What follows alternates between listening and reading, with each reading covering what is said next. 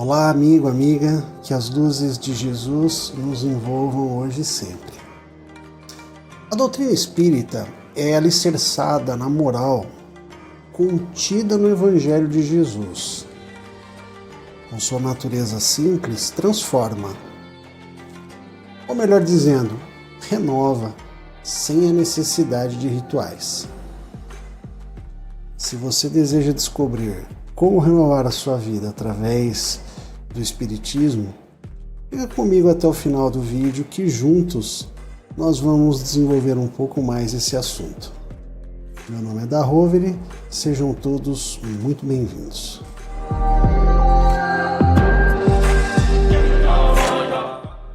Pessoal, olha só. Ao longo da história, a humanidade ela recebeu 3 grandes revelações do Pai Criador. A primeira revelação foi a de Moisés, que além de nos ter trazido a lei, consolidou a crença no Deus único. A lei trazida por Moisés, ela se divide em 2 partes. A lei de Deus e a lei civil. A lei de Deus é aquela imutável. Já a lei civil, ela é adaptada aos costumes do povo, portanto ela pode ser modificada. Essa lei civil que nós estamos falando foi aquela famosa olho por olho, dente por dente, que mesmo parecendo selvagem nos dias de hoje, gente, ela teve uma grande importância para nortear o povo daquela época. Principalmente porque até então não havia nenhum tipo de lei. Dessa maneira, a resposta às ofensas elas eram totalmente desproporcionais, de maneira que o mais forte sempre levava vantagem.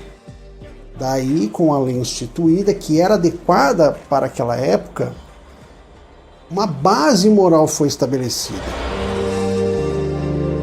Assim, os anos foram passando, a humanidade foi evoluindo, até o ponto que era preciso uma nova etapa de crescimento. Quando então nós tivemos a segunda grande revelação, Jesus Cristo. E, gente, antes de seguir, nós precisamos deixar bem claro, do jeitinho que está escrito lá em Mateus 5,17, Jesus ele não veio para destruir a lei, mas para cumpri-la, ou seja, para dar o verdadeiro sentido à lei. E principalmente para adequá-la ao nível de evolução da humanidade lá naquele momento. Vem justamente daí o princípio dos deveres para com Deus e para com o próximo, que nada mais é do que a base da doutrina cristã. Inclusive, quando foi questionado pelo Sinédrio, Jesus reafirmou a lei divina, dizendo inclusive que poderia ser resumida em amar a Deus sobre todas as coisas e ao próximo como a ti mesmo. Aqui, pessoal, nós precisamos entender que Jesus ele não veio apenas estabelecer um novo padrão moral, mas ele veio cumprir todas as profecias que anunciaram a sua vinda. Ele veio ensinar que a verdadeira vida não está na terra, mas no reino dos céus, ensinando inclusive os caminhos para chegar até lá, através da autoridade decorrente da natureza excepcional do seu Espírito e da sua divina missão. Ele nos ensinou os meios de reconciliar com Deus Pai. Só que Jesus não disse tudo, gente. E sobre muita coisa, ele nos deixou apenas sementes das verdades que ele mesmo declarou que não podiam ser compreendidas. Na verdade, Jesus falou tudo, mas em termos mais ou menos claros, e para compreender o sentido oculto de certas palavras, seriam necessários novas ideias e novos conhecimentos. Mas tem um detalhe, essas ideias, esses novos conhecimentos, eles não poderiam chegar antes que o ser humano tivesse um determinado grau de maturidade. A ciência, ela deveria contribuir em peso, mas ela também precisava de tempo para progredir. E foi o que aconteceu ao longo do tempo. A ciência ela veio fazendo grandes progressos, desmistificando um monte de coisas que antes eram atribuídas às forças ocultas. Houve uma época em que a humanidade sequer conseguia compreender os fenômenos da natureza, acreditando inclusive que raios e trovões representavam a ira de Deus. Um pouco mais adiante, já que no século XVII, Galileu Galilei, por exemplo, foi duramente perseguido por suas teorias, sendo o caso mais famoso aquele em que ele defendia que a Terra não era o centro do universo. Então veja, gente, que nós chegamos a acreditar um dia que a Terra era o centro do universo. E a ciência veio desmistificando. Vejamos então que a ciência ela tem um papel fundamental, pois ela ajudou a humanidade a compreender as coisas que antes achava impossível ou até mesmo sobrenatural. Mas aí, gente, o homem ainda precisava crescer um pouco mais. A humanidade precisava passar para a próxima fase.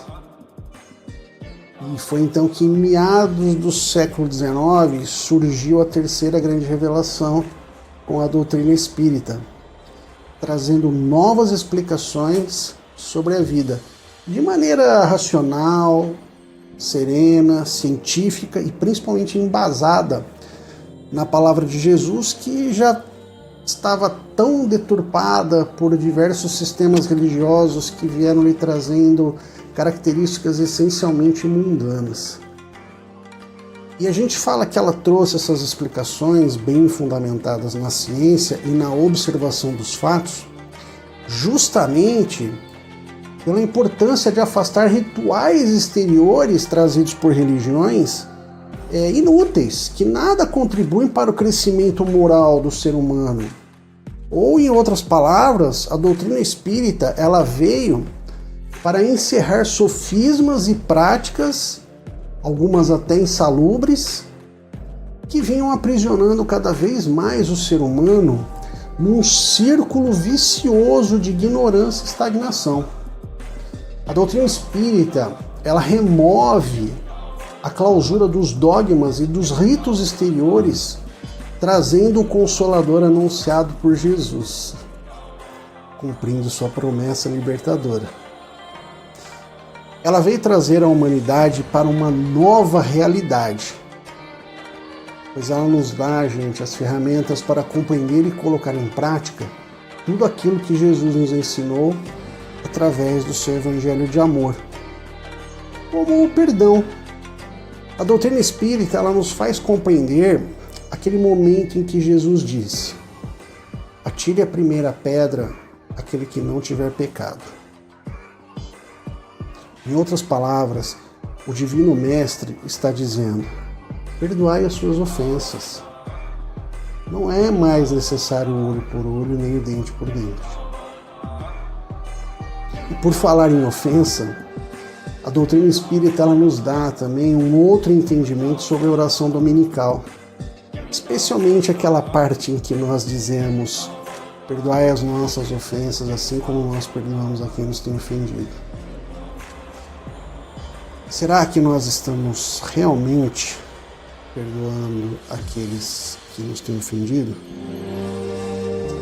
Então, através dela, nós aprendemos a importância do perdão como caminho de renovação.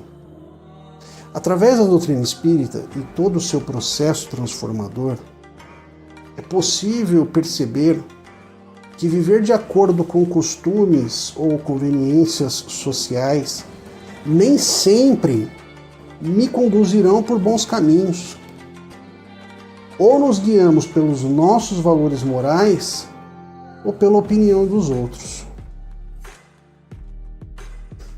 Lembra que nós falamos que Jesus resumiu a lei de Deus naquela máxima: Amar a Deus sobre todas as coisas e ao próximo como a ti mesmo? Pois é. A doutrina espírita é aquela que nos faz refletir sobre a nossa condição de cristãos. Será que nós estamos realmente amando a Deus sobre todas as coisas? Ou será que comprar um carro do ano é mais importante? Será que estou amando o meu próximo como a mim mesmo? Ou comprar um celular novo é mais importante? Será que estou convivendo bem com meus familiares? Ou o meu egoísmo ainda está falando mais alto? Será que estou sendo gentil, educado? Ou estou colocando sempre a minha vontade acima de tudo? É a doutrina da reforma íntima. E é deste processo que nós temos a oportunidade de compreender os nossos erros, os nossos vícios, os nossos defeitos. Para a partir de então, trilhar o caminho da renovação e corrigir as nossas mazelas. Exatamente do jeitinho que nos ensinou Paulo de Tarso. Despojando do velho homem, revestindo-se do novo homem, criado segundo Deus, em justiça e retidão, procedentes da verdade.